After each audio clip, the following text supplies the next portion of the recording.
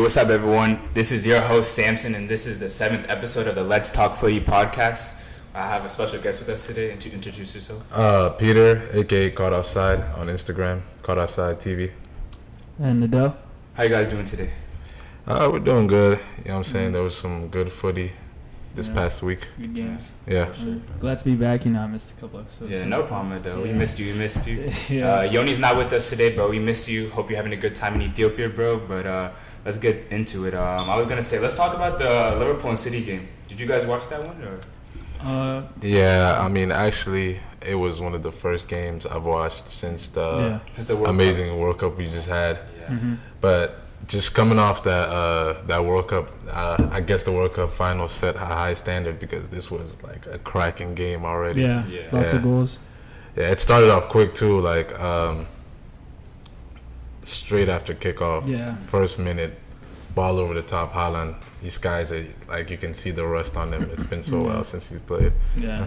He said that time to rest, not being in the World Cup, he just like that, just like he never had a break. So that's just good to see as a City fan for you. I'm sure you're glad to see that. He definitely took advantage of that break for sure. Yeah. But yeah, I mean, it was always in City's favor because City set up the game. So especially with Liverpool. Yeah, they had a lot of they set the squad up very strong. Yeah. With a lot of first team players. I think Liverpool had this. They started a new kid. I think it's Bivitech, something like that. Yeah. He's a Spanish kid. He played in the middle. Obviously, Fabinho played, and Liverpool fans have been on his back recently about his form. Basically, they're saying he's declining. And the squad was overall weak. Joel Matip made his comeback. Milner started. It was a weak squad. And a lot of Liverpool players were in the tournament, so you know what I mean? Yeah. Just fatigue. They didn't get that fatigue. Like Mohamed Salah, he had his rest. He obviously saw it. I think he had 1 goal and he had 1 assist that game. So, to be honest, those games, those Liverpool and Man City games for me are always exciting. For sure. Those are the most entertaining Prem games for me. For sure. Yeah, but one of the most standout things, 2 standout points about this game. First of all, it was Darwin Núñez, man. Even in the next game, I know Darwin Núñez he gets a lot of hate for what he does, and I know that he is still a class player deep down inside. I think the Prem has just affected him mentally with all the pressure you get. The price tag. And the price tag too. Yeah. But he was horrendous that game. He had a few chances in the first half.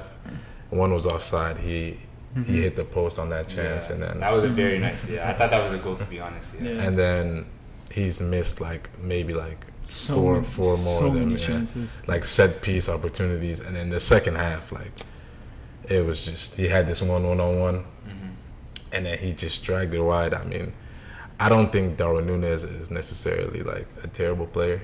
But I think the tournament too, the World Cup tournament. The way that I think mentally now that is just a mental block for him. Just getting a goal on the score sheet. Yeah. But that's probably why Liverpool signed Cody Gakpo. But we'll get into that later. Later.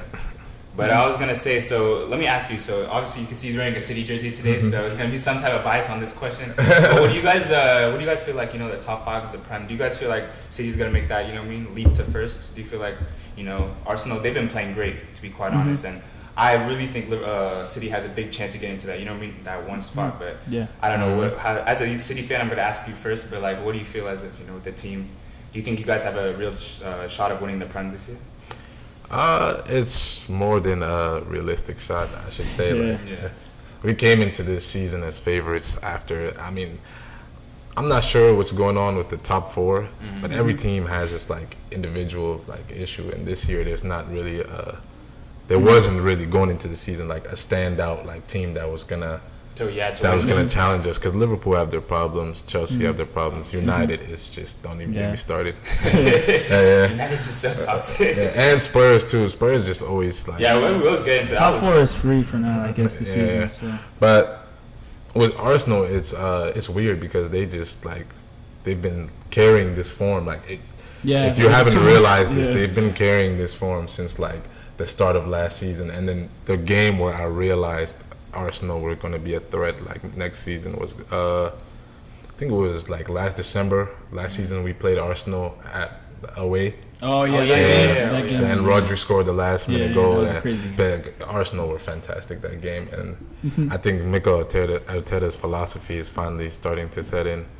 But what do I think our shot is? I still think we'll win it because just simply because of the experience of like on the City team of just winning titles and hounding down teams and just being consistent. Like you can ask any Liverpool fan how tiring it is especially when they're in a run and then City and then City win 14 games straight. They could literally just bro. It's like 15 games, 16 games. Like I don't think Arsenal. I don't think it's a fluke at this point because they're definitely good team.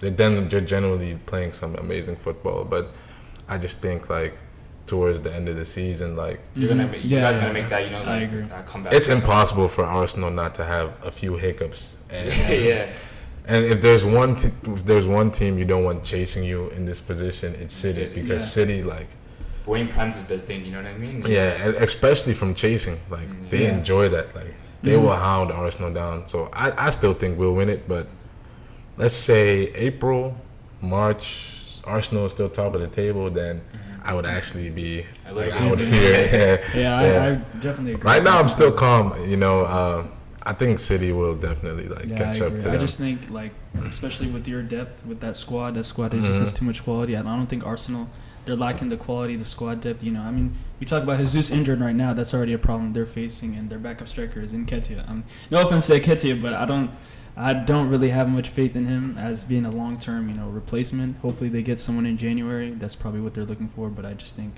when it comes to, quality, experience, City have that beat. So. And we haven't played Arsenal. We haven't even played Arsenal yet. So probably be a very on any day I would take City beating Arsenal twice. In the I say season. If Arsenal comfortably win that game, then I would say it would be a big shout. But that would be a really big test for them this season. I wanted to get into actually, so Spurs, if you guys didn't know, they played Brentford, right? Yeah. I was watching the game, so what ended up happening, Brentford, in the beginning of the game, boom, it was going, right? It was actually 2-0, right? I think at half. And I literally thought, Tottenham looked out of shape whatsoever. It was a terrible game on Tottenham's side. But they made a comeback at the end of the game. I think they had 2 goals within 15 minutes, right? Yeah. And this made me question, right? As a team like Tottenham, they're 4th place, right? Already edging it to make Champions League next year. How do you guys feel like Spurs can do something during the January transfer window, or I don't know, overall with the team they have right now? Do you feel like they have a problem staying consistent as a team? Because I feel like I've seen this a lot from Tottenham starting from the beginning of the season. I'm a Chelsea fan. I remember that first or second game we played Tottenham.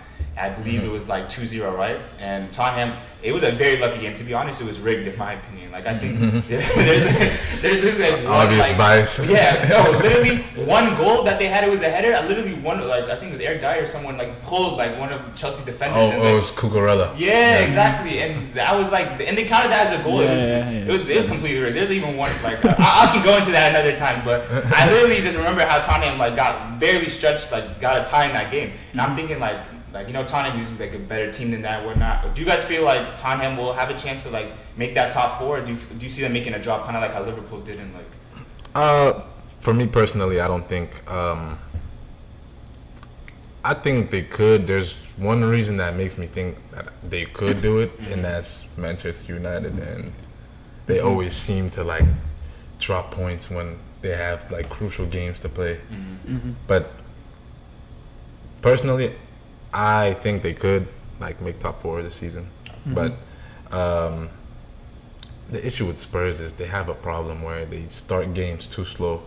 They always start off from coming back type of positions. They always start 1-0, 2-0 down early in the game. Because they usually play 5 back too. So and the thing about Spurs, they're a very potent team, especially when Harry Kane and Heung-min Son are on form.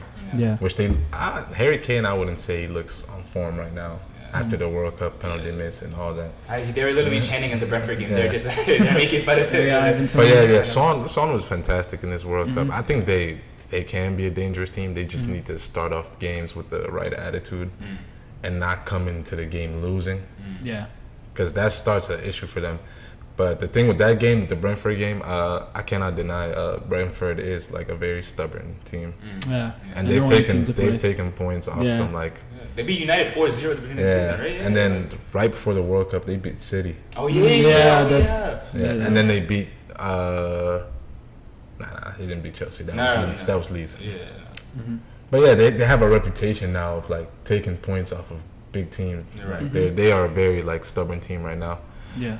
But yeah, on any given day though, I think Spurs should be beating. And what I'm concerned about too is like you said, like when Tottenham plays these big teams in the prime, they can't like that style of play doesn't work. You know what I'm trying to say? Like if they play City and they start slow and whatnot, it's not gonna work. So, and I don't know. Personally, for me, I don't see Tottenham like. I think I don't know. My opinion. I feel like Antonio Conte. I feel like it starts from him, to be honest. Yeah, I'm not really a fan. Yeah, because I remember when he was on Chelsea, it was like you know. Because I really do think it's just a mentality issue at this point, of where they always have to come back from games. Like they did that against, like for say, Chelsea. Yeah, they were 2-0 down. Chelsea had them basically beat. Yeah, it was like we were dominating them. Yeah, but like it's like they forget they're actually like a really good team, and then they try to like come back in the second half. Yeah, and like it will work from here, but it's from time and time again. It will work. Yeah, but it will come to at some point where this is not going to be sustainable. So that's where they start losing games. So I think it's down to Conte. He has to start. I don't know if it's a mental issue in the squad or something, but there needs to be some changes for them to make that top four. Because right now I think the Premier League board looks like right now Arsenal, City, Newcastle. Yeah, I wanted to get into Newcastle. How do you guys feel about that? Like making them like doing so well this season. Like do you guys see this team? You know what I mean? Like having a bright future. Because they do have a lot. I think they're obviously progressing. I think they have that confidence to like just progress. Being with that new ownership and the business. They made some signing with Isak, even though he's injured. But with Almiron too, he's been on very good form. So I feel like maybe 5th, 6th place would be probably their ceiling. And I feel like if they continue the form, that could probably be a possibility. And looking forward, who knows? They could probably go back to top 4 as they did all those years then. Top 4. I personally don't think they will get top 4. Oh, really? But it is like impressive to see them like doing so well, competing at this high of a level. But with Newcastle, it's just the owners. They've done some great business over these past couple seasons. The coach is really good as well. I'm a big fan of the coach. They've signed what's his name, Bruno Guimaraes. You guys know who he is. He's a very good player. He's probably like for me. He's up there with being the best player outside of the top 6. Him and James Maddison, and they signed Alexander Isak too. He looks like he's gonna be a threat at Newcastle. But they should just like. I feel like Newcastle should just focus on building the club, and even if they don't get top 4, like obviously after that huge investment they got, this is like a good season for them. So far. But I do think they can be a dark horse though in this top 4 race, where they can beat like other like more the traditional teams, the traditional top 6 teams, like United's Liverpool. I do think they can play one of those like big teams and like just upset them and like cause a raft in the top 4 race. Because Liverpool right now they're 6th place, and as you remember in the beginning of the season, they were just like I feel like they would play very well against certain teams, and then it would just be like some bad teams they would just like lose to. Be very confusing for me. Like I remember they beat City. I think the next week they lost to Liverpool. Liverpool they beat City. And I remember the next week. They lost to I forgot. I think it was like they lost to Leeds. That last minute was it last? Yeah, it was last minute. Yeah, last minute winner. Yeah. And then that it like confused me. But do you guys feel like Liverpool has a chance to like make it back on top? Do you feel like they have the consistency as like a football club? at the moment to like get to that top 4. I don't know. It's tricky with the Nunes situation and stuff. So, I mean, with Cody Gakpo, I don't know. How do you guys feel about that? He might be the one to change it all, but we have to see. I want to see how Cody Gakpo fits in that team because I feel like just a struggle is that also in the midfield. I feel like they really need a midfielder. So, I don't. Top 4, you said? I don't top 4. Champions League bound. 5th place. They don't have to qualify for. They'll have a chance. They might. I feel like they could. What about you, Pete? I feel like Liverpool, they definitely will get that top 4 spot. Like, I was thinking the same thing. I don't know if you guys watched like the 2020-21 season, the first season in COVID. Yeah. Oh, when it yeah. was locked down. Mm-hmm. Liverpool were horrible that year. With all those injuries that season? Yeah. Yeah, that was just... But, like, they just had so much quality. They had no business getting near top 4 that season. So, I just feel like they had so much quality, like, that it was just impossible for them to happen. There's still a gap in this Premier League, like, between, like, City and Liverpool and all the other teams. Liverpool is just off form, and that is just a whole nother discussion with Klopp's 7th season. But I feel like they have way too much, like, quality for them not to make top 4. Like, they have to get it right at some point. And they just signed Cody Gakpo too. So how do you guys feel about that move? Do you feel as if That's interesting. I didn't expect that to happen. I saw links with Manchester United, but I feel like, especially interesting with Diaz. They have more options, so I don't know how that will play with Diaz. I don't know if he will start or Cody Gakpo will start. Yeah, it was a pretty surprising move. Yeah, it just happened in the out of nowhere. cut. It wasn't even a rumor. Like he was it just announced, just like that. It just got accelerated. But there's news breaking out this morning for the reason why that happened, because Cody Gakpo's agent, he was actually in Carrington, which is Man United's like facility. Yeah. So he was actually there discussing the transfer, and then the Glazers just recently announced that they won't be spending like any money in January because they're trying to sell the club in July. So they said they won't be funding any January moves. So that's why Cody Gakpo, he was already in England, just went to Liverpool, and they got the deal done like quick. Interesting. Yeah, within a week they got the deal within done. a week. Wow. Yeah, but I do think he's gonna be a major. Had a great World Cup. Great. I think that's one reason why they were very excited with that move. And that's a good thing, because he was doing it in the Eredivisie. He had some amazing stats this season, like, so far. Yeah. But it was like, is this guy is he proven on the world stage? Yeah. That's what Can he do it on the world stage? So doing good on the World Cup boosts your stock so much. Man. So he did so well in the World Cup. He was one of the most threatening players for the Netherlands. Oh yeah. So I do think he will make them like way better. Do I think he's gonna take them to a level above? I don't know. Do you feel like he starts on that team, or no? He still comes off. With the form of Nunes, I think he does. He does. I think that's probably the purpose of the. Just as a section, not maybe to replace him completely, but just as another option, I guess. But that's also another like something that's to be seen how that's going to work in the Liverpool like dressing room. Yeah, mentalities. That's gonna take a big hit for Nunes. With him just making his big money signing, and within the first 6 months they're already signing a replacement. So I don't know.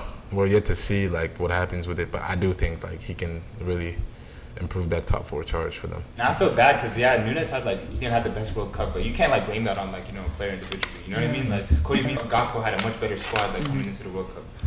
Uruguay, they're not the same team with the past. So, I think they expected more for him to outshine Suarez and whatnot. But I guess that was a good move by Liverpool. Who else do you guys feel is gonna make a big move this January? Like who would you like? Let me ask that again. Yeah, who would you guys like?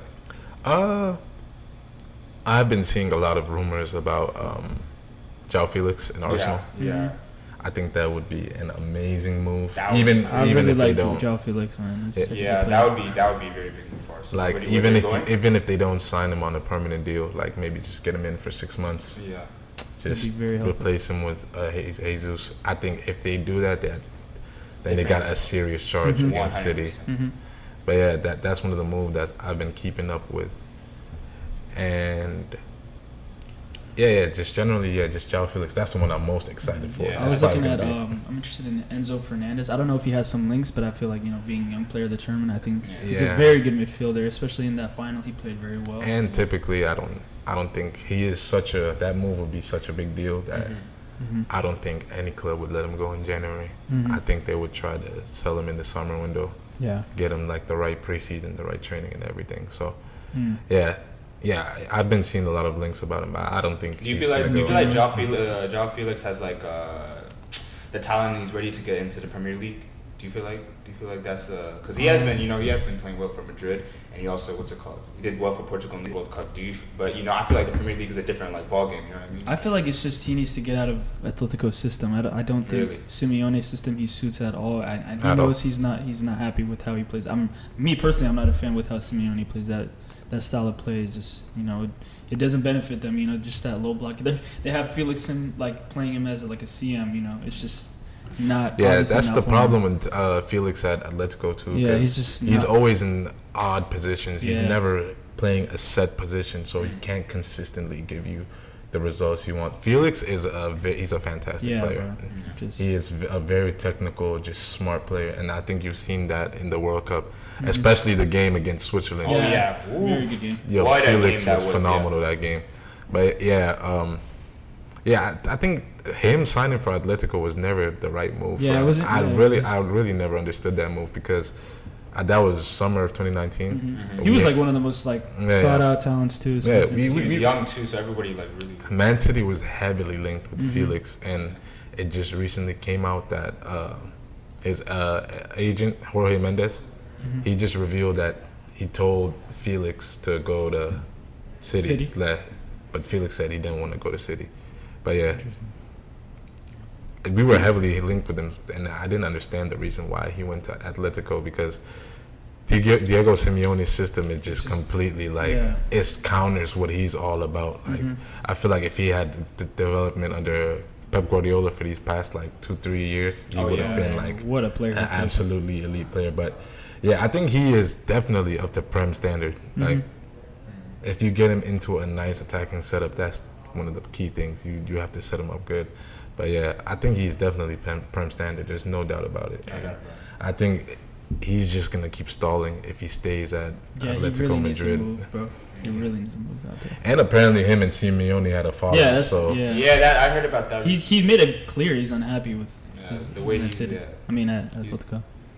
I was gonna let me get into this because we already talked about Arsenal, kind of them being first in the Prem and what you guys feel about it. But with this young side Arsenal has, I have a lot of memories about it. I feel like I've seen this team before. I don't know, in a different form or whatnot. I want to know your guys' opinion, because this is a very high potential young squad, and I'm this is something I could see going on for the future because Arsenal hasn't had something like this for a while. I feel like so. I know you guys, you're definitely soccer experts, so you know what I'm talking about. But I know exactly what you mean by that. Is let's say kind of mid 2010s Arsenal squad, that was a young from the late 2000s to the early 2010s when they had players Fabregas. Fabregas was. He wasn't, let me not say young, but he was definitely a mature player. I think he was young. I think he was better on Chelsea. Well, maybe. I'm talking about let's say 2007, 8 to 2013 max. Fabregas, how old was he? I think he was in his late 20s by then. For real? Yeah, I heard he was the youngest captain though at Arsenal. Yeah, that was back in 03. Oh, okay, 03. Yeah. Okay. Yeah, he's been around for that long.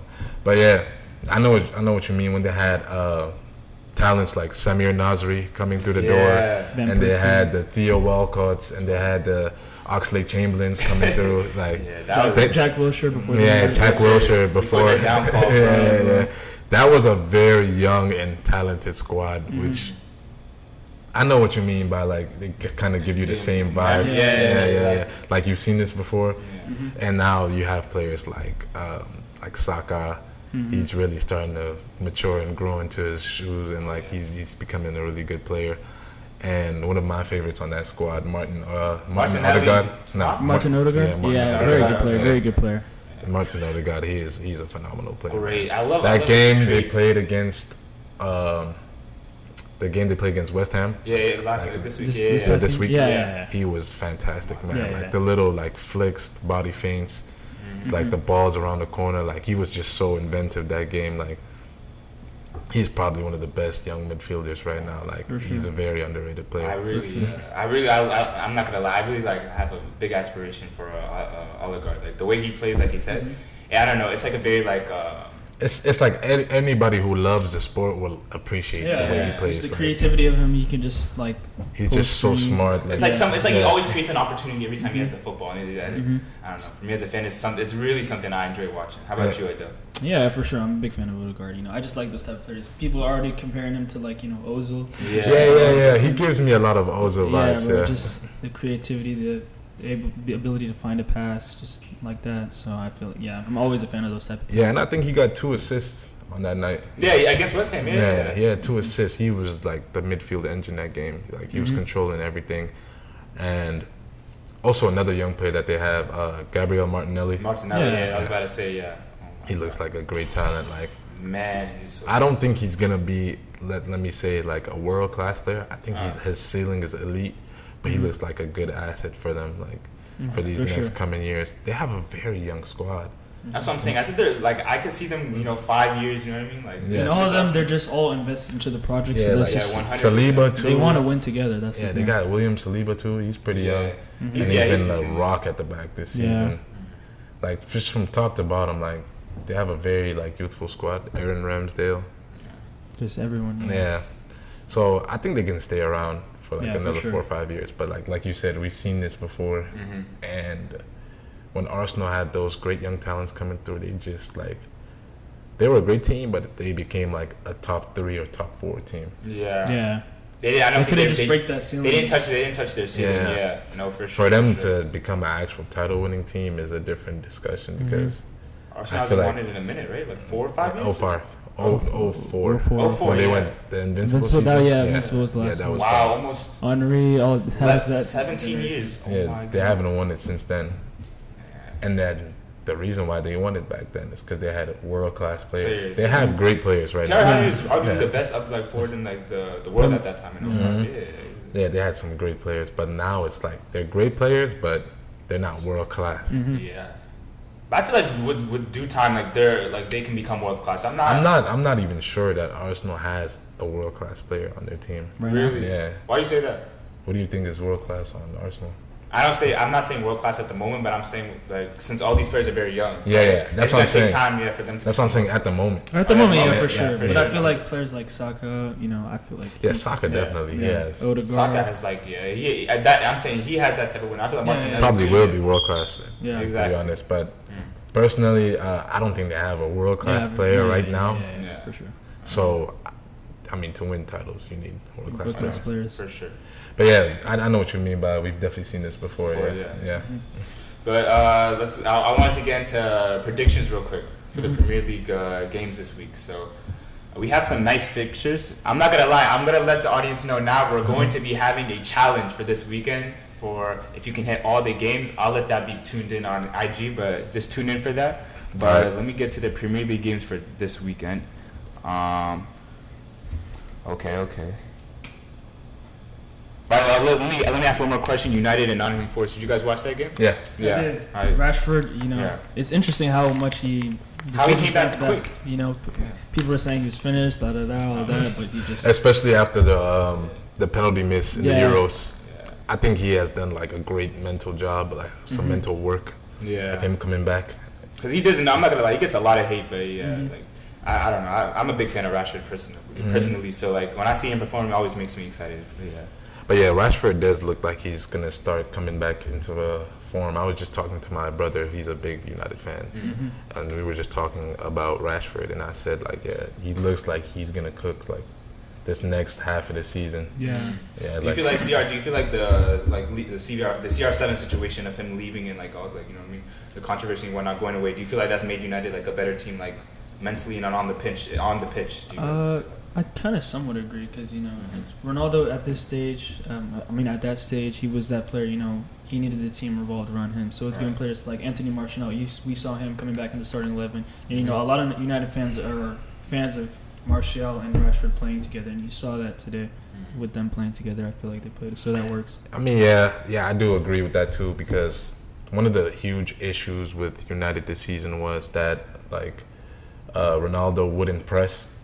And then he would be a liability if he was playing up front because it would make it so much easier for teams just to play it out the back through their press. Exactly. And that was one of the issues United had a lot. And with Ronaldo gone, obviously you got some youth that can press the ball a lot harder. And I can understand why they would keep him last season. Last season he scored 25 goals? He had 18 in the Prem. 18 in the Prem. 25 all comp. Competitions, I mean, the guy was scoring a lot of goals. Like, there was a reason to keep him. I mean, this season he's just been absolutely slow. I mean, it's better just to cut their ties with Ronaldo. Although it's like in a manner that Yeah, you you don't want to see it, bro. Yeah, you don't want to see a player's contract getting terminated, especially like a club legend. Especially in it. Player like him do it like it was during their tournament too, which you know what I mean. I feel like of course we can't feel what Ronaldo is, but he's he's playing a big international tournament, and then he sees like this happening. You know, But personally, I do feel like that is a great decision though, because Ronaldo mentally checked out of United like a long time ago. Yeah. I agree. Yeah. Like when he walked out in preseason games, he knew that was disgraceful. Yeah. He walked out versus the Spurs game because he was an unused sub. Like you just can't do that. Like I don't. Yeah. It doesn't No matter. matter what who you are, to player, be but you honest, gotta respect the team. And then the club is bigger than you at the end of the day. No one's bigger than the club. the cherry on top was the Piers Piers Morgan. Morgan. That was just. If you didn't watch last podcast, wild. we went a little bit deep. It was a little bit of an argument with like the last guest you've seen. But yeah, I feel like everyone had an agreement of like how it was very inappropriate for him to talk too much about and what he was saying. And it was not even like, I do understand why he's doing that. He's exposing like, because Ronaldo, he was getting a lot of unfair blame, and like he's already going through a lot. He lost his child recently, and like, he's getting fans are blaming him for the club's downfall. Like, oh yeah, it's Ronaldo's fault. It's Ronaldo, but he's really like standing up for himself, like by exposing like the higher uppers for what they really are, because their transfer business has been horrible at United. They have missed out on. They've missed out on Cody Gakpo and then Darwin Núñez, Julian Alvarez, all these players they've missed out in the last 18 months. So he's really like exposing like the Glazers for what they are. But at the same time with Ronaldo, what I thought it was wrong was how he was coming at like Ten Hag. How he was coming out. I think was it Rangnick? Ralph Rangnick. Yeah. Oh yeah, he said he's not even a manager. Like that was just disrespectful. Yeah. And I think he said something about Rooney. Yeah, too. that was that's a legend at your club. You know? That's unnecessary. That's no way a legend should be acting. Yeah, bro. So I thought that was just unnecessary. So. Well, the last our other co-host Yoni, he was basically telling me like Ronaldo's too big of a platform. He's probably one of the most influential people in the on the earth, bro. And for him to like speak like that is very inappropriate. But yeah, that was part of the reason why he was such a good signing for United.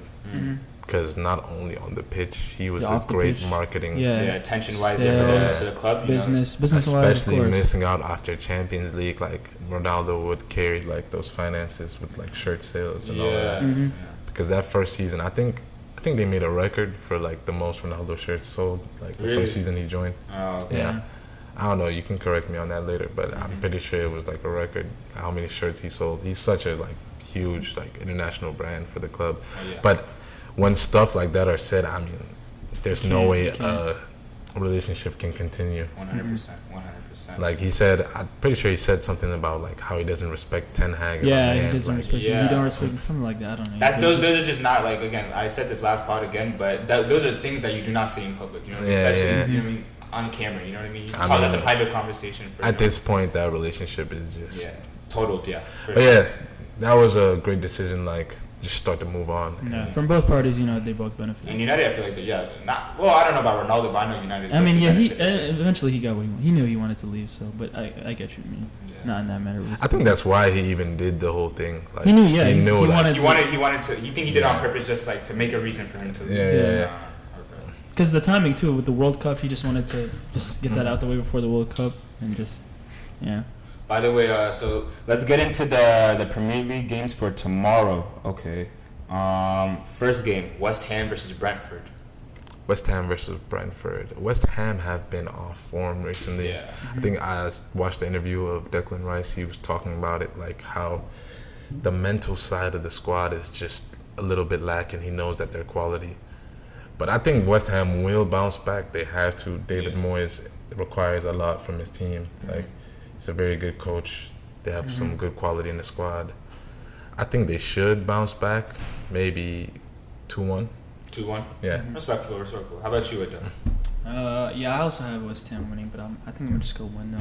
Yeah, I was going to say the same thing, 1-0. Brentford still, you know what I mean? Yeah. We were talking just coming off that draw. I mean, they would have wanted to win, but, they got a fair result, I guess. And West Ham, like you said, West Ham's a pretty good team. I remember the game against Arsenal. It was 1-0 at halftime, so, you know what I mean? West Ham was, they were doing good, but, then Arsenal made, like, very little adjustments, and they, got back to it. But, yeah, I have West Ham 1-0 for that game.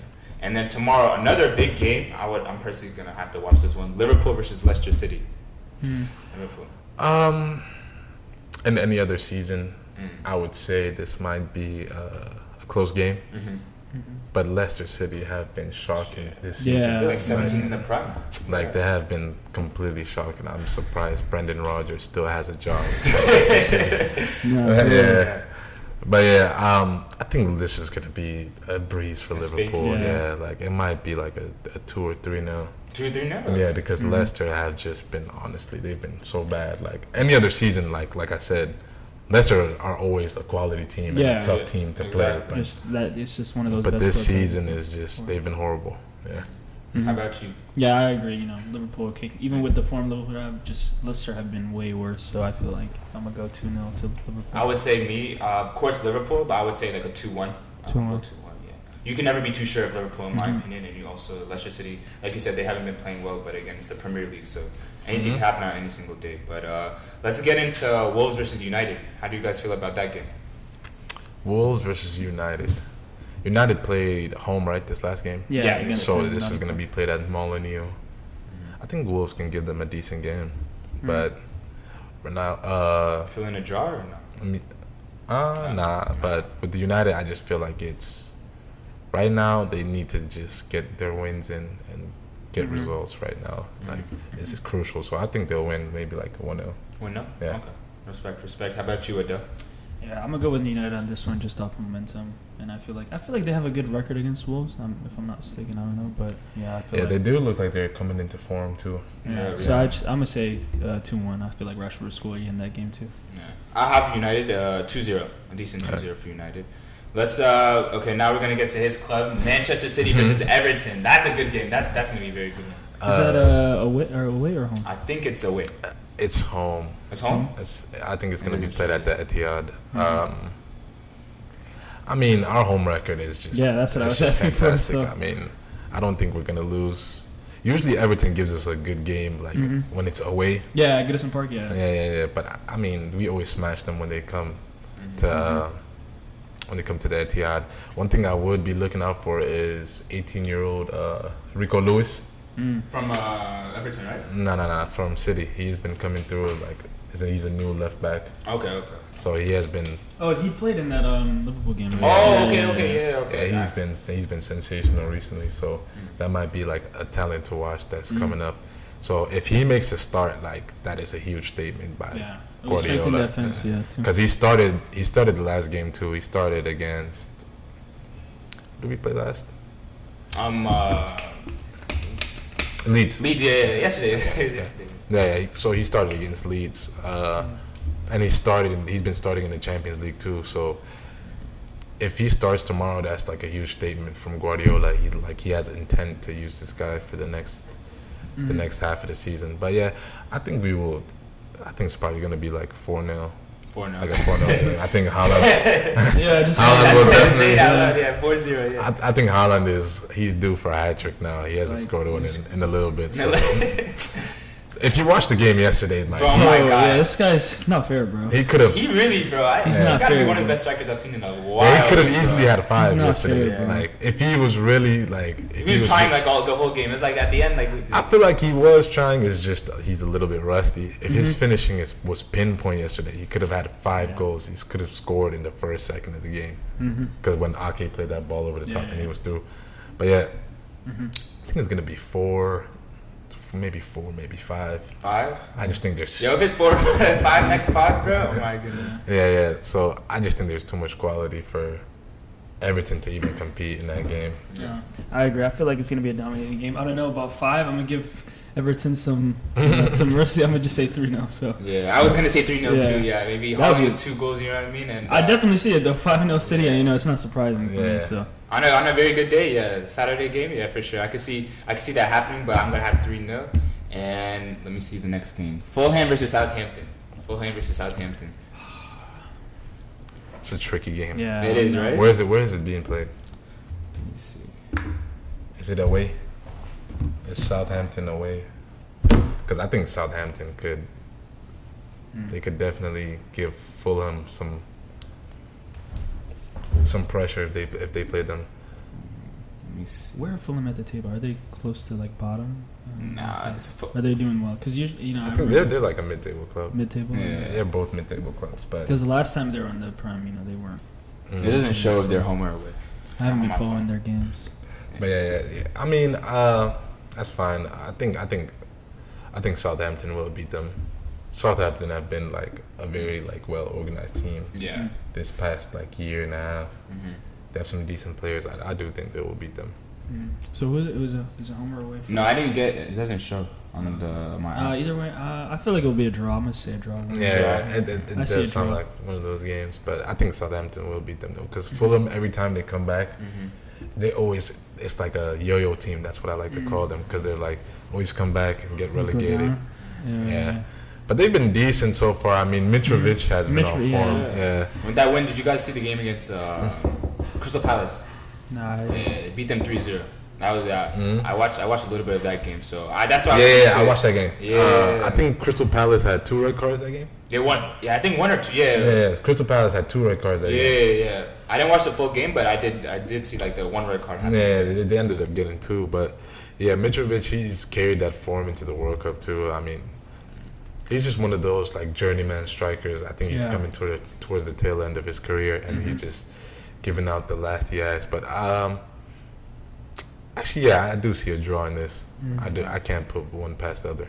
I'll give Fulham a 2-1 win just because what I saw against Crystal Palace, and Southampton is a very good structured team. I feel like they're gonna give problems to Fulham, but I like from what I've been seeing recently, I have Fulham winning. Yeah. Let's Bournemouth and Crystal Palace. That's another tricky game. I feel like. Yeah. Bournemouth and Crystal Palace. Yeah. Bournemouth have been in relegation form like this whole season. I'll take Palace on this. Palace are a very, very, very good team. They're like one of my favorite teams outside of the top 6. Yeah, always entertaining. They're team. they're a very entertaining team, Eze, especially Zaha, with those type of players. especially Eze. Yeah. Eze, I hope he can shine for this next half of the season. Zaha, he's already like we know what he can do. But yeah, on the point of Zaha, I feel like he should have. He's so good. Like he should have made a move. Like at least earlier in his career. I know he had that early stint at Man U, but I guess it didn't work. Yeah, out. it's crazy to think that he's like approaching his 30s now, and then he's still playing for Palace, and he's such a quality player. Yeah, which is crazy. But yeah, they have a lot of other players who are talented. What's his name? Elise. Oh, Michael Elise. Yeah, he's a baller. I really like the way he plays. So just Crystal Palace have too much threat. Like I think they will beat them. Easy. Yeah, I agree. What score do you think? Maybe 2-1. Yeah, 2-1. I'm gonna say 2-0. Just Bournemouth. I feel like they're not really as well this season, and I feel like that attacking threat, like you said, as Elise, that 3 is just for sure really good. I have the same thing. For me, Crystal Palace have a 2-0 for them. Like you said, Bournemouth is like, I'm looking at the table right now. Bournemouth is basically 14th in the Prem. You know what I mean? And even though Crystal Palace is 11th, like you said, they still have They have bounced back a little though. They started off bad. Like started off the season with that 9-0 loss to Liverpool. Yeah, coach got fired. Yeah. Yeah. They started off bad, but 14th is not bad. But I just think Crystal Palace is under Patrick Vieira. They just look like a very sure and solid unit. I think they'll beat them for sure. How about Newcastle versus Leeds? We saw Leeds yesterday. I'm not gonna give them anything. Like I'm not gonna hate on them because they played against City. You know what I mean? They did their best, but what do you guys feel like? Newcastle. In that City game, I feel like there was nothing Leeds could have done. It was just, exactly. That's it what was I'm just saying. quality that outbeat them. Yeah. That's why I don't blame them for the loss. But what do you? But Leeds, they look solid though. Like they're usually known under Bielsa. I know they're under Jesse Marsh now, but under Bielsa, like they would always counter hard and leave a lot of space in the back. I think that's kind of changed with Leeds. They look like a more like defensively solid side. But I do think like their young front line, like Brennan Aronson and Tyler Adams in midfield as well as really good. Is Patrick Bamford gonna be back? That's like, let me see actually. That's one of their most key players. Yeah. I don't think he played the last game, but yeah. But no news on that. I think he's gonna be a doubt on that. But if they can get him to play, I think they will definitely get like a 2-3-1 win. 2-3-1 win. How about you?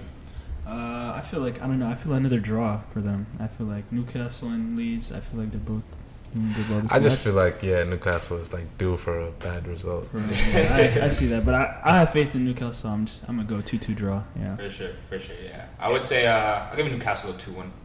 2-1 win. Newcastle? Newcastle a 2-1 win. Leeds are a good team, but I feel like Newcastle is still like I wouldn't say by far, but like they still have like the advantage. I feel like they're the favorites in this game. Yeah. I might have to change my because I just realized that they're gonna be playing that game at St. James's Park. Yeah. So I don't know. Maybe a draw. 2-2 draw sounds good. Safe bet for a risky bet. For sure. Yeah. Arsenal versus Brighton. But what do you guys? Is that no? That's away, right? Yeah, away game. Arsenal versus Brighton. I think it's Arsenal away. It's just I don't know. They're not as. They're on a 5-game, by the way. If you guys didn't. Brighton, I don't know if you realize this. Brighton always give Arsenal some trouble. Yeah. I've seen it. I think they played. Did they play this season, right? Yeah. Did they? I'm not sure. I think they played. But Brighton always beat Arsenal. Like, I don't know if you've been like watching these past years, like the beef they have with Neil Maupay. Yeah. And then it's not to Messi. Like people saying there's a link to Messi's. That's funny. Yeah. But I think this could be like we could see Arsenal slip up for this game. Right? We could see them slip up because it's always like bad blood with Brighton, and I feel like Brighton being home is a huge advantage for them that's what I was at. with that game. Arsenal should win this game. For sure. Should win. Need to win. They just need to win all their games. But out of just me wanting to see them drop points. Yeah, so I think I'll take them to lose this, like maybe like 2-1. 2-1? Yeah. Okay. How about you, Ado? Yeah, I'm gonna have to agree. I feel like Brighton is just one of those teams that are gonna stump them. Every time in Arsenal seasons, there's always that one game that stumps them that they should win. Especially last season, they had that string of games that cost them top 4. So I just feel Brighton is one. Brighton to win. Yeah, Brighton to win 2-1. 2-1. Like it's just gonna be those games that stump Arsenal and just kind of set back their season. Like you guys said, because like the bad blood they have. I wouldn't give. I'm gonna be honest. I feel like it's gonna be a draw for most of the game, but I have Arsenal edging 1-0 against Brighton. Yeah, I have that personally. But I think this is gonna be another decent game. I don't know. Aston Villa, they're like a 50-50 kind of team, but Tottenham versus Aston Villa. What do you guys feel about that game? Because we just discussed about Tottenham and their struggles of like not being consistent throughout the whole game. So like, in your opinion, what do you guys feel like this match? I feel like Aston Villa. They can come out the gates feisty in this game. I feel like with Unai Emery, they've made a massive improvement from Gerrard. I don't think Gerrard was... Like, I've recently seen Villa play United. It was right before the World Cup, I think. Yeah, I believe so, yeah. And Leon Bailey was sensational that game. Yeah. Absolutely. Like, the reason why they beat them, United, that game, because they came out of the blocks, like, straight away. So, I think if they can repeat the same thing, they have a chance. But, like I said, like, Spurs is a good team, so I do think they will beat them. But Aston Villa have a good chance, though. It is, like you said, a 50-50 game. I feel like for Aston Villa too, I would say like their chances of winning, I feel like are higher because of Tottenham's non-aggressive approach on the beginning of the game. So I feel like personally for myself, and they're a team that comes right out the gate. Like Aston Villa, they try come press at you, feisty, and. Yeah, they're just very well organized team. But recently they haven't been, let's say, like too good recently. Like when Steven Gerrard took them over. Yeah, he wasn't there. Yeah. Towards the end of last season, they did come up with some results, and Coutinho was on form. Yeah. But I mean, they don't look as exciting as they used to, but they can on their day they can hurt you. So. Yeah. And they really are. I feel like Steven Gerrard is under pressure at this point, so he might try to grind out a result. But I think I see Spurs winning this though. For sure. How about you, Ado? Yeah, I think Spurs wins this. I feel like you said with Aston Villa how they play. I feel like there'll be a lot of goals. I feel like back and forth. So I'm gonna say 3-2 to Spurs. 3-2? Okay, that's a high scoring game. Yeah, I was gonna actually say the same game as same score as Brentford. I was gonna say 2 draw for both sides. So. Personally, I feel like it's gonna be the same situation what happened in Brentford game. Aston Villa come hard because what they have to prove already, and Tottenham being less. And then eventually I see Tottenham making a comeback, but finishing off as a draw. Because I feel like Aston Villa is better than Brentford, in my opinion. So like, if that was the way they performed like Brentford, in my opinion, Aston Villa is going to be a more difficult game. But going into now the final game of the day on New Year's Day. Actually, Tottenham and Aston Villa is also on New Year's Day, but Nottingham Forest versus Chelsea. Bro, the biggest meeting in football in the Premier League this weekend. I promise you guys. But I'm gonna let you guys talk first. Who do you guys feel like is gonna? I know who's gonna win the game, but what's the score of this? What's the score of this game, and what do you guys feel like is gonna happen? You wanna go first? Yeah, go ahead. Yeah, I feel like Chelsea might win. I'm not really a fan of how Chelsea are playing this season. Yeah, and I think Aubameyang didn't even start. Yeah, he didn't start last game. He was on the bench. So, there's been a lot of like difficult situations. Just with Nottingham Forest, I don't think they've been that well this season. So I'm gonna say Chelsea 2-0. 2-0. Respect. Yeah, the issue with Nottingham Forest is they have some decent players. Yeah, like, yeah. If you look at it, they have like Serge Aurier, Lingard, Renan Lodi from Atletico Madrid. Yeah.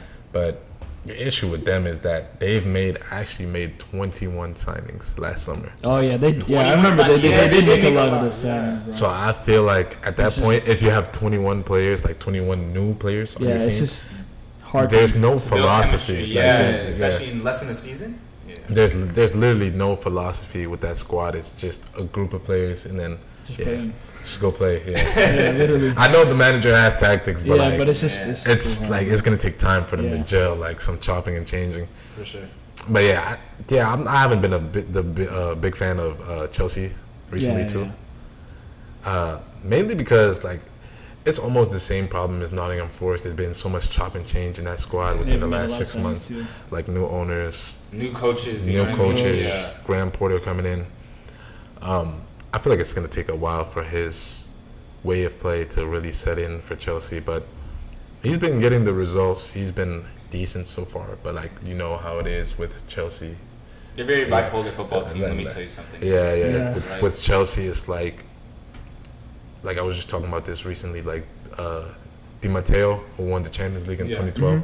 He got fired 6 months after he won. That's the problem with Chelsea. We fire a lot of our managers. So like your job is even never. Tuchel was surprising. Yeah. It was like I think it was like third week of Prem. Like if I'm not mistaken. But so your job is really like never safe with Chelsea. That's the issue. But Graham Porter, I mean, he was a fantastic coach at Brighton. Yeah, did a great job. He was probably the best for me. Last season. The best English coach that they had in the Premier League. If you look at it, there's not many English coaches, but he was the best one, and he was like one of the most influential coaches like outside of top six.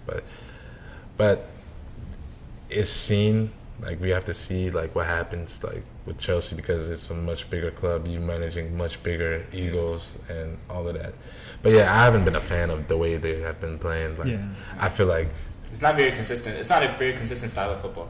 I feel like they just don't know like where to play like the players like that's I feel like I don't know, my personal opinion, I feel like Chelsea is a team right now we're like figuring ourselves out, especially with players like Kai Havertz. That's what I was just about to say. Like I don't see him as a striker, to be honest. To me, I don't even. To be honest, I feel like Aubameyang fits that position better. Yeah, of course. In my opinion. Like Kai Havertz will like bag a goal here and there. But it's just like. But it's still, like he just doesn't look like he suits that. And Aubameyang has experience in the Prem as well, which is really like makes me mad. It's like why are you not starting this guy? But and other players with Mason Mount, I don't know how. Mason, I'm not a fan of him, bro. Mason Mount has to be one of the most overrated players. Do you feel like let me ask you, like the way he played in the World Cup? Do you feel like he deserved to make that England squad? I mean, just off profile, like I knew he was gonna make it, but even then in that World Cup, he was just. I was watching. I don't know which game it was. I think it was the USA game. Yeah, he was terrible. So game. bad. Like, it was just turnover. That was one of the worst games I've watched. Like it was just.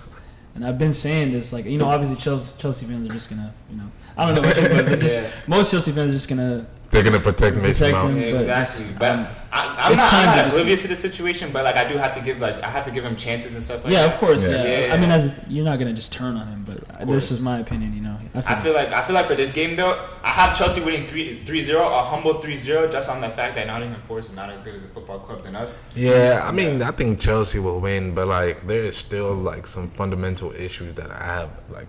I feel like for us to get back to like our like top 3, you know what I mean, performances and whatnot, I feel like you said, it's gonna take a long time. Not a long, I would say a long time. Yeah, but one thing I really want to see Chelsea do is get the most out of Conor Gallagher. Yeah. Because he was fantastic when he was at Crystal Palace. Like, he was a really good player. So I don't know if it's just adjustment period for him. Because I feel like his first game, I don't know, against the Leeds game, it was pretty. Yeah, bad. I think he got a red card in that game. Yeah, it was a really bad game from him. That's what I saw. But yeah, I want to see Graham Porter get the most out of Conor Gallagher. For sure. That's what I want to see right now, and possibly replace Mount in that role, or just like completely just sign a new player. Because the whole like Chelsea are in need of like a good midfielder. Yeah, like a creative player. Because Mount is just the Sal and the Guest thing didn't work. Like, I mean, he was watching the game. That was a horror signing. So that thing didn't work. So, I mean, I don't think they're gonna make a huge signing in January. So for right now, you know what's crazy? I seen a rumor actually, Jorginho to go to Newcastle. I think that's cap. I don't know. What do you guys feel? Cap? I feel like it's just paper talk. Yeah, paper talk. I don't think it's for the news, right? Yeah. But yeah, I mean, since they're probably not going to make a huge signing, I would like to see Graham Porter get the most out of Conor Gallagher. Yeah. I feel like that midfield. Because Mount, I mean, Mount he's hit or miss in that midfield. Like that's not okay for a Premier League, especially for a top club like Chelsea is. It's not okay. Yeah, Mount he's very hit or miss. Like, he can give you a decent game. Like, I watched him against AC Milan, the Champions League game earlier this season, and he was decent. And then like 2 games later against Southampton, he's trash. Like, it's just like you can't have him. At the Premier League level. But yeah, they should win though. I'd say like 2-0 win. 2-0. Yeah. Respect. Well, that's the end of the predictions. So, what are you guys looking forward to? You know, in the next coming weeks and months in the Premier League, and you know, Champions League coming up in like not less than a month, but in a month. What do you guys like? What are your opinions and takes on like things that you would like to see for your clubs, not only and also just in the Prem in the coming months? I said it earlier, the City and Arsenal game. I feel like title charges. I want to see how that plays out because that will just set the tone for, I guess, the title chances in this season. Yeah. So far as the Prem, but my club Bayern. By the way, I was gonna ask you. Do you watch? Yeah, I do watch Bundesliga. Do you watch Bundesliga like consistently? Yeah. Really? Yeah. Now, what made you want to support Bayern? No, okay. So the thing is, like, that's a good question. When I was young and I was starting to watch soccer, the only thing that was on that was Bayern. So Bundesliga, I guess. So Bundesliga used to be on Fox. I remember back in the day. So that's what I used to watch. I mean, I don't know how I didn't end up watching Prem because Prem was on the TV too. But I guess when I was that young, I just decided to support. What do they have Bundesliga on now? Like Fox Sports? I don't think it's on TV. I usually just watch it on stream. It used to be. Yeah, it's not on TV anymore on cable. Yeah, I just feel like for me, like, especially growing up in an African household, like Prem is like. Prem obviously. Arsenal. Yeah. I have a Chelsea fan in my house. I have a United fan in my house. Like. Yeah. Like just Prem. That's the same thing for me. Yeah, because my dad's a big United fan since he was like a teenager. You know what I mean? So. For me, you know what I mean? I'm not saying I tried United, but I think it was actually United and Chelsea game I watched. And Drogba, this was when Drogba was about like 2010, 2011, I believe. Yeah, Drogba was still, in his like prime and whatnot. I think that year, the next year, we beat Bayern and won the Champions League. So 2012? Yeah, 2012, and then that's like, I fell in love with Chelsea 100%. Yeah, that penalty shootout, I still remember that to the day. That's literally the way I became a City fan, was just by like the people in my house. Like everyone else was like, at the time, everyone else was like United fans. Ronaldo, like that's when Ronaldo was just coming through, so everyone was Ronaldo United. Rooney too. Yeah. So every time we would play FIFA, like when we were younger, like everyone's just racing to United. Yeah.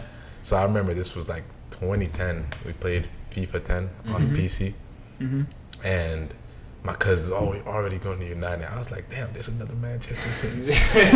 mind you, I didn't watch soccer at all. Like, I just used to play card games. So I went to City. I was like, damn, there's another Manchester team. This is 2010. They had Tevez, Yaya Toure. Oh my They God. just gotten Silva, and like it was basically the start of an era. So I played with them. I'm like, damn, they're nice.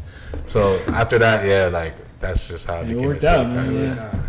Yeah. So do you feel like what year did you like become a Bayern fan? You feel like around my time or like a little bit? I would say in that season, that 2012 season, that's when I was watching. You guys, that was the a stacked season, team. the season where they went to UCL final. Yeah. Against Chelsea. No. Oh yeah. They went to the Chelsea one. The Chelsea one. They played Borussia Dortmund the next year. Right? That was 2013. 2012. I was talking about that. Yeah. You know that Chelsea game. That was the first Champions League final. Like I actually turned on and watched myself. Yeah, that was my first two. Yeah. That one where Drogba scored the that header, bro. I still don't understand. Like he just like, bro, that header was insane. I remember like when I seen the thing that used to kill me. I used to see Schweinsteiger. He missed like 2 crucial penalties in that game, and like. I always used to laugh at that. Just replay it and then laugh at it. But yeah, that was actually the first Champions League final I watched. Yeah. Well, I'm glad we had you today, Pieter. Mm-hmm. Yeah, Adele, always a pleasure. Yeah. I want to thank everyone for supporting, subscribers, everyone. Please take a look at the last pod. It was great, entertaining, and I feel like this one, it's definitely gonna go in the books. How'd you guys like it? It was chill. You know what I'm saying? First one outside the World Cup, so I'm glad to talk about it. For me. Yeah, there's definitely gonna be like a lot of more like bigger topics coming out, especially when Champions League comes back. Yeah. Champions League. I feel like Champions League is like the next window like opportunity. But yeah, I mean, this was just to ease our way back into the season. Football, just easing our way back. I think it's gonna start getting really like hectic these next couple weeks. Oh yeah. You know what I'm saying, with the New Year's fixtures and everything. Everyone's trying to hit the ground. Yeah. But yeah, it was a good podcast. I enjoyed it. By the way, if you want to shout out your news network or your IG page, it's just at Caught Offside TV. I mean, I'm probably gonna link it on this thing. Yeah, for sure. We'll link it on the pod. I want to thank everyone. And shout out Paul again, who won the jersey. Your jersey will be coming soon. What ended up happening is the Messi jersey got on back order, so it's gonna take another 2 weeks. Yeah. You get Everybody's ordering. Everybody's ordering. Everyone's ordering it. But from here on, peace. Football boys out.